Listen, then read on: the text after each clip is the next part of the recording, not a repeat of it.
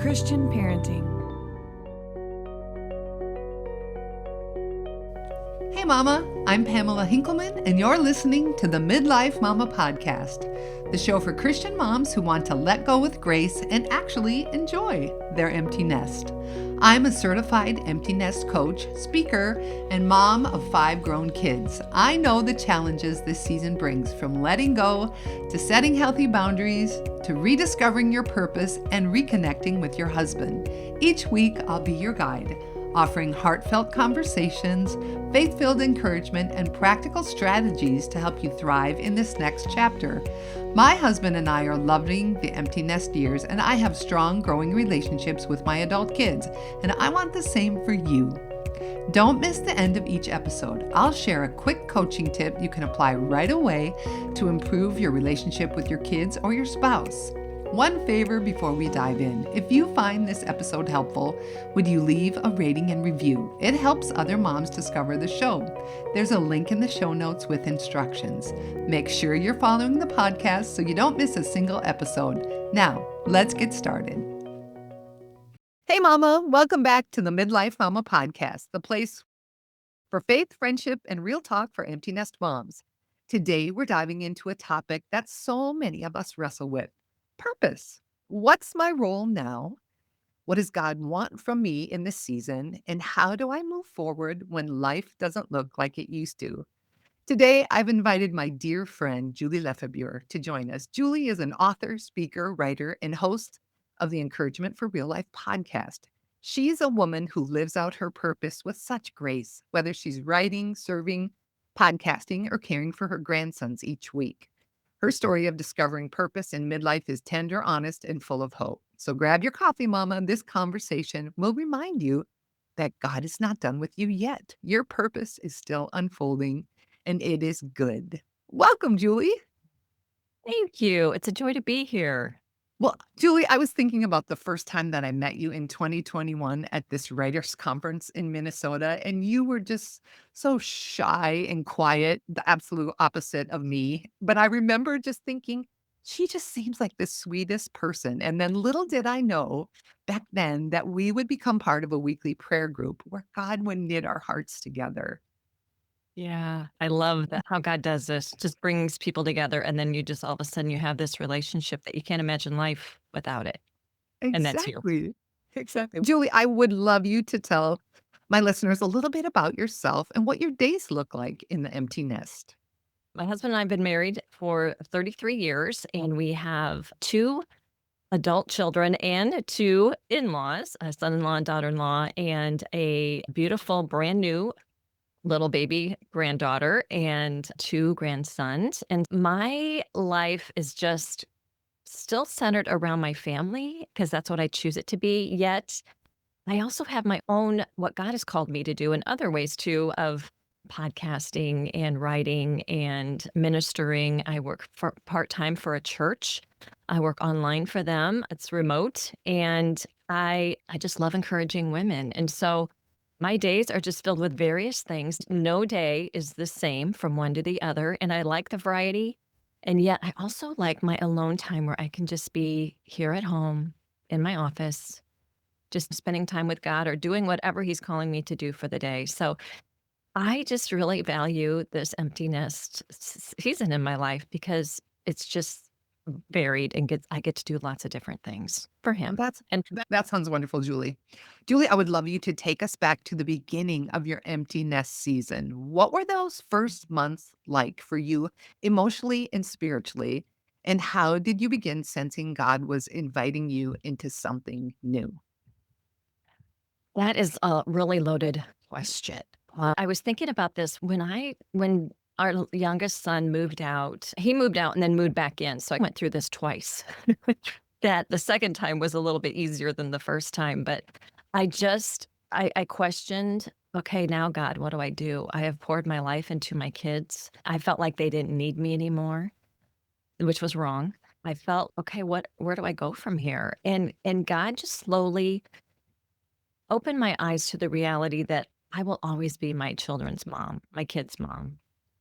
And they're going to need me even more as an adult than probably yes, they need us in every stage. But the times that they would need me now would be more life skills and more encouragement and more prayer. And so it evolved over time, but the first few weeks were hard, of course, and emotional. And yet I was also filled with excitement because I knew God wasn't done with me yet because I was still here on this earth. So I knew He had plans and purposes for my life. They were just going to look different. And I remember journaling. I journal a lot. And I remember journaling my prayers, asking, Lord, what am I to do now? What's this season going to look like? I just want to honor you in it. And that's when I started to have these inklings like, I really want to write this book that I've always thought I would write. And I wanted to start a podcast, but I didn't know how. And so all of these things, God has just bubbled up inside of me and in my heart that now is the season that I could do those things. Because when my kids were younger, I didn't have the capacity nor the will or probably God's will for me to do those things. So it was a mixture of both sadness and grieving what wasn't anymore, but yet an excitement for looking forward to what God has for me next. Does that make sense? Just a Yeah, mixture of those 2 absolutely. things. I feel like it's very common. It is so common. We Mm, have to go through this transitional grief. Like we will yeah, grieve. We were so focused on it. And now there's a yeah, shift. And you're like, wow, God, what do you want me to yeah, do? And so yeah. I love that you felt these things bubbling up within you and like God was already leading. He was ready to prepare you for what you had next. But I had one more thing though. The thing that helped our marriage, I know we didn't really bring this up, but it's on my heart that my husband and I had already been doing something together before our kids left, and that was tandem bicycling. And so not only did God have something for me personally, but also for our marriage. So, my suggestion is for a couple to start finding some things that you can do together before the kids leave, that when they leave, you're already in this rhythm that you can just continue doing what you're already doing. That is the best advice because honestly, so many couples feel utterly disconnected and they're like, Yeah. who Yeah. are we apart from doing things with our kids? So Yeah. I Yeah. love that. Yeah. That's very, Julie, I love that you wear many hats. You're an I author do. and a speaker, a writer, a podcast host, and a hands on grandma. I want to know, how did God weave these roles together and show you that this was part of your purpose in this season? I think that they didn't all happen at once. They came just, like, one at a time. There's some days that I think, "Am I doing too much?" Because when I write it out on paper, it is a ton. It is a lot. Yeah. But I still feel God's peace in everything I'm doing, except for one thing. One thing I'm really questioning and praying Mhm. about, "Is this really for me right now, God? Is this mine to carry?" But Mhm. I believe that when God calls us to something, that He's gonna equip us to do it. And so, like, for example, when I was knowing that in 2023, this was the year I was gonna write my book, I just knew that if I trusted God in the process, that He was calling me to do this, then He would give me everything I need, which is really what we can experience in everyday life. Okay, God, whatever today holds, I'm just going to trust you in it that you're going to give me what I need. And it's not always up to us. We can just trust God in those moments where it's okay. I don't know how this is going to happen, but I'm going to trust you with it. So when he started lining these things up, and I didn't even realize that they were being lined up at the time. But for example, my part-time job that I work for at the church, it was just one of the things that I had to say to the pastor, I can do this, but it has to be flexible because my days are going to be flexible. And I knew that if God didn't want me to have that job, then I wouldn't have it because of Mhm. the schedule part. So I think the thing is that we can get just so I can get, I should say, so tied up in what I think that the way it should be that sometimes I forget to pause and ask God for discernment. And when I do that, of course, he always just aligns everything according to his plans and purposes for our lives. And we will know when we are doing too much or when we are stretching ourselves thin, or if we're not doing his will. We kind of get that check in our spirit of, wait a minute, something doesn't feel right, or your peace or joy might be lost, or something like that might come up where you're like, okay, God, I just need to spend some time with you and discern what you have for me. I love that. So what I hear you saying is that you really wanna hear from God, what he wants you to do. Exactly. And because I'm in a weekly prayer group with you, I know this Okay. about you. And one of the things that I'm going to cry because it's just so impactful to me when you always say, I just want the Lord to guide me today.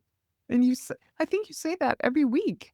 I find that's just inspiring that any empty nest mom, any person, any human can do that. And the power in that, then it keeps us from getting entangled in things that we're not supposed to walk in the Lord's will is such a beautiful thing. And I think you exemplify that in such a wonderful way. Oh, forgive my tears. No, but that's okay because I lived my life for so many years not doing that. It was my way or the highway. And so I've learned, I guess, God has taught me that really that's my purpose right now is just to do what he wants me to do. It might Mhm. look different day to Mm. day, but that is my prayer every day. And you're making me emotional singing, but I just believe that's the answer Yeah. to every stage in life Mm. is God has good plans and purposes for us. Mhm. Into hearing what he says, then Yes. we're gonna find fulfillment and joy and abundant life that I talk about often. I love that you even said, I was sad for a few weeks. Like you didn't get stuck in it when your nest first emptied. And then you were like open to what God had. This Mhm. just openness and surrender, I think, is just key. And then when God has us in that position, then he can just move in and say, move with me this way. Move with me this way. Let's do this. Let's try this. Let's not do that. Yeah, So that's and that beautiful. yeah, and he's not done with us. So even if that our role will look different, we may think my life is over because my kids are gone. No, it he has still has plans and purposes for us to carry out now. And our parenting role and the grandparenting role can now become different, but in a Yeah. special way, just as it was Mhm. before. Mhm. Mhm. It's just different.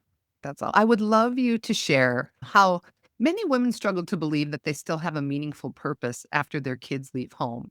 I want to know did what lies did you have to overcome and what truths from scripture help you to step forward with confidence? Did you ever struggle with fear? Did you ever struggle with doubt? Oh God, this is too much. I can't do it. I did. I struggle with probably what most women struggle with as their Mm. kids leave. I struggle with, did I do enough? Did I prepare them enough? Did I lead them, Lord, the way you wanted me to lead them? There was fear. There was, what do I do now? There was confusion. There was, yeah, a whole lot of heaviness and sadness because I wanted them back home. I was the mom that, like, when we had snow days, I rejoiced. I loved having my kids home. I loved having them home because I worked from home, and I loved that, and so I was the mom that just wanted them home, and when they go back to school, like, after Christmas break, oh, it was so hard. I know not every mom's like that, and that's Mhm. fine. When they left the house, I struggled in lots of different areas, and then the scriptures that meant the most to me were the ones that I really clung to most of my life were Matthew 19:26, with God all things are possible. Proverbs chapter 3, 5 through 6, trust in the Lord with all your heart and lean not on your own understanding. Those verses are ones that I just continued to cling to, especially that Proverbs one, because it was trust in the Lord with all your heart. When we do that, and not lean on our understanding, he will always make our path straight, which means that he's going to guide us. He's going to lead us in the right path that he has for us. So I still cling to that one today because it's my prayer every day is guide me, Lord. Open my ears, open my eyes, teach me. So in that season, I rested in that, and yet I didn't do it perfect. I did not do it perfect. There's still days that I saw a commercial, it was during the Christmas season, and it was a Ford commercial, a Chevy commercial, I don't know, but it was a commercial on TV that it just caught my corner of my eye, and it made me weep because this couple, they referred back to visions of them in this vehicle driving to Christmas and the kids young and the kids all the different things, and then now it was just the couple, they're gray now, and they're driving in this vehicle, and she just says, "I want things to be the way they used to be." Yes. And I'm like, "I still want that, but I can't have that." We can just trust God and in those moments where we do get sad, and it's okay to be sad, let's not stay there, like you said, and now the purpose is different. Now I get to be involved in my grandkids' lives and teach them what I taught our kids, Mhm. those kind of things. Does that make sense? Does any of Yeah. this make sense? Absolutely. So, Wow. What I hear you saying is you really relied on some truths that were foundational to who you were just as a disciple of God. And yeah. those same truths carried you through this transition and allowed you to be open what God was going to do in this new season in your fresh purpose, aside from Yeah. active parenting, as I call it. Yeah, I didn't realize it till just now as we're talking. Yes, I grew as a person through all those years of raising kids, but God has really grown me immensely since they left the house, Mm. spiritually and Yes. in all sort mentally, emotionally, physically, all sorts of ways that, we just don't have time. God maybe has us in a different season doing different things, but then when we're on our own, but without the kids here, he can just work in ways that we don't even expect. We can't even anticipate or imagine. So, yeah, I mean, it's a good season. It's a good season for ourselves just to lean in and say, "Okay, God, I'm ready. What do you have for me?" Yeah, my friend Susie Mile from Empty Nest Bless says what she loves most about the empty nest season is that she now has space and Mhm. quiet to hear God. And I'm like, yes, there's not Yeah, the noise, there's not as yeah, much commotion. We're yeah. still pretty busy actually, but we can choose to make space. And I love how you focused on that in December with just having a slower Mhm. December Mm. and we have to keep doing that every month of the year. Yeah, absolutely. Especially for those of us who tend to just go and have a hard time resting. It's important for us to remember, okay, I need to slow down and yeah, in every season, in every Right. month of the year. Parenting is busy, chaos happens before the coffee finishes brewing, and that's why our friends at Christian Parenting created Morning Minute, a concise scripture written daily email for busy parents and grandparents. It's a quick pause at the start of your day. Each weekday morning, you'll get one verse to strengthen your spirit, one parenting insight grounded in Christ like wisdom, one short action item to guide your heart and your grandkids, and one resource to help you go deeper. It just takes 3 minutes to read, but the encouragement lasts all day and it's free. Don't miss out. Subscribe now at morningminute.org to get this quick encouragement in your inbox every weekday. That's morningminute.org or click the link in the show notes. Now, let's get back to our conversation. So, you've shared openly on your podcast about hearing God's encouragement in everyday life. I want to know, Julie, what practices or rhythms helped you stay connected to God's voice as you pursue your purpose? Every morning, I do lots of different things and varied things. I used to have this thinking that I had to spend time with God in a certain way for him to, I don't know if it was for him to hear me or for Mm, me to be effective or I don't know, but I broke out of that box. This has just been not that long ago that I all of a sudden realized, wait a minute, God doesn't need me just to come to him in the morning or to come to him in a certain manner with my Bible open or with he just wants to spend time with us. And yes. so I sometimes just change things up because I was a firm believer that I was going to write my prayers out, that I was going to journal them, that I was going to do it a certain way. And I started to get really stagnant and it just felt Bored. stale. Bored. Yeah. We can And, say it. and it was just not fulfilling. And I like there's got to be something else. How do you want me to connect with you? And so I do different things now. I am a part of a Bible study, which I take my grandsons to, called Bible Study Fellowship. So part of my time with God is doing my Bible lesson every day. And so that's a treat for me to do. But when I am just with God by myself, sometimes I'll have my journal out, sometimes I won't. Sometimes I will walk and pray if it's nice outside. I just don't have any music on. It's just me and God walking out there underneath the expanse of the sky. And sometimes it's that. Sometimes it's listening to worship music and just talking to God and praying with Him as I'm listening. It can just be different things, but the most important thing I think I do is just take Him with me throughout my day. This morning, I woke up and I just said, God, you are so good. You are great. And I cannot wait to walk through this day with you. Something like that. Mhm. Sometimes I sing that childhood song from when I was little. Good morning, God. This is your day.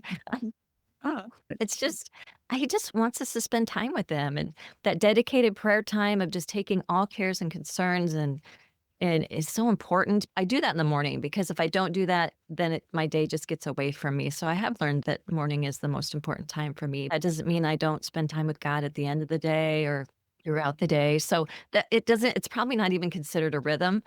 I just invite him into every part of the day. But yeah, It's a way of life. it is. And when I was with kids when I was younger, I mean, my kids, that was hard to do. And so now I have some maybe extra time where I don't have to be on a time schedule with getting kids out the door and things like Mhm. that, where now I can spend that time with him instead.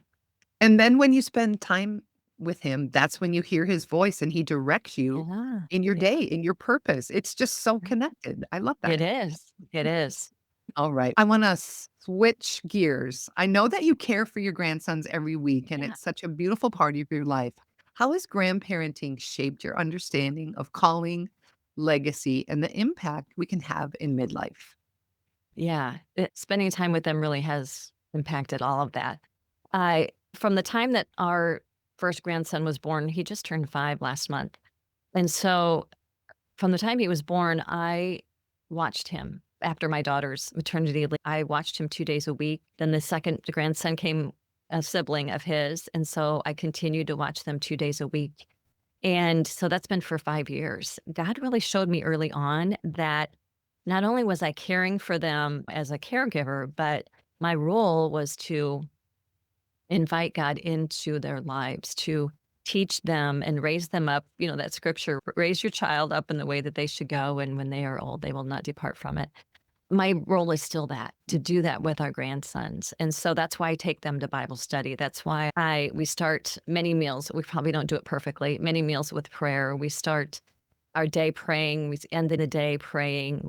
I just want to I want them to have the relationship with God that my kids did. Our kids came to the Lord early in their lives. And I love to hear my grandsons talk about Jesus and talk about their faith already. And even though they probably don't understand all of the things, which we never do, but they're getting some of the big things. And so continues to remind me that my role in their lives are important and that it doesn't have to be perfect.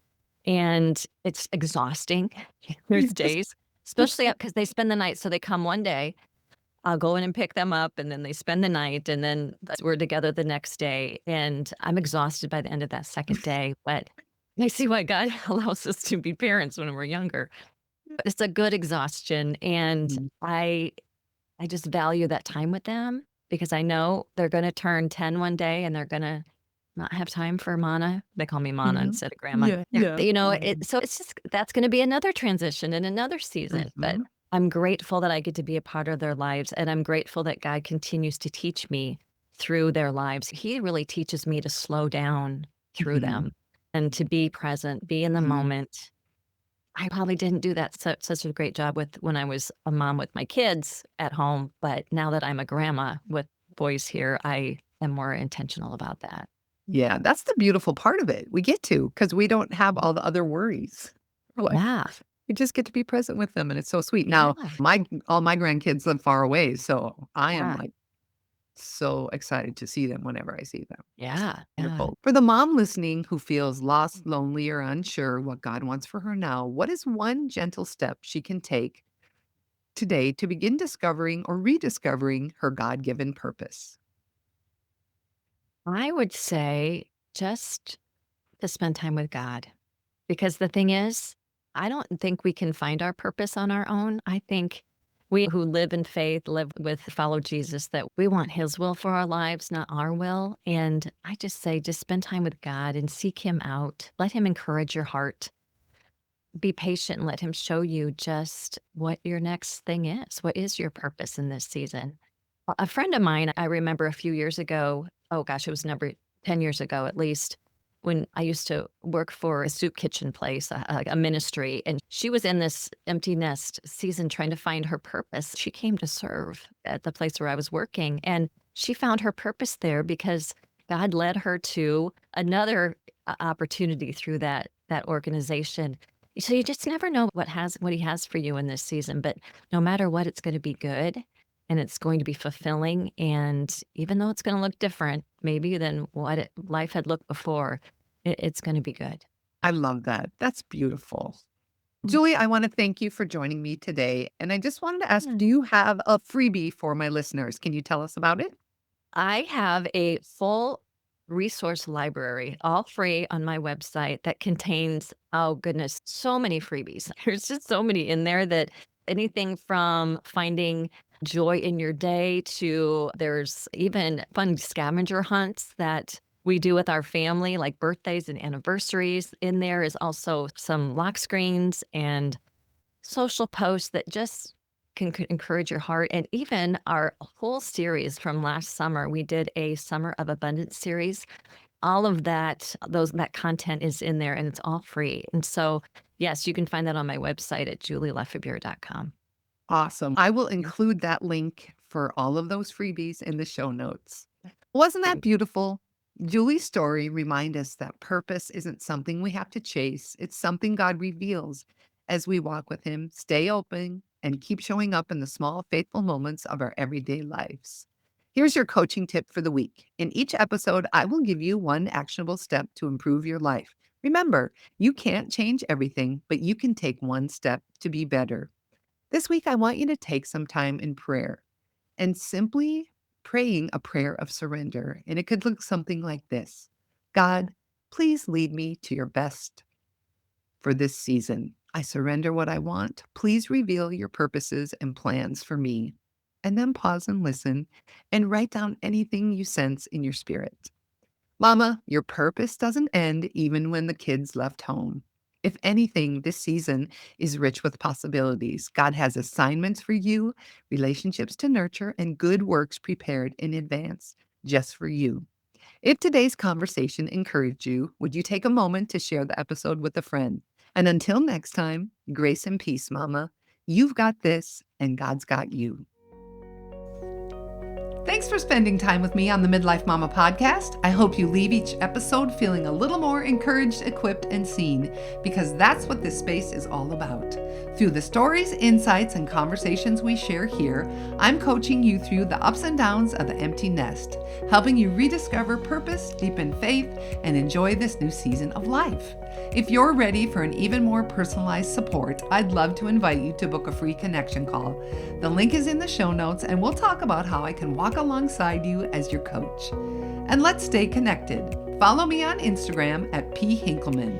That's PHENKELMAN, or come find me on Facebook at Pamela Hinkelman, Empty Nest Coach. You don't have to figure this all out on your own, Mama. I'm here for you when you're ready.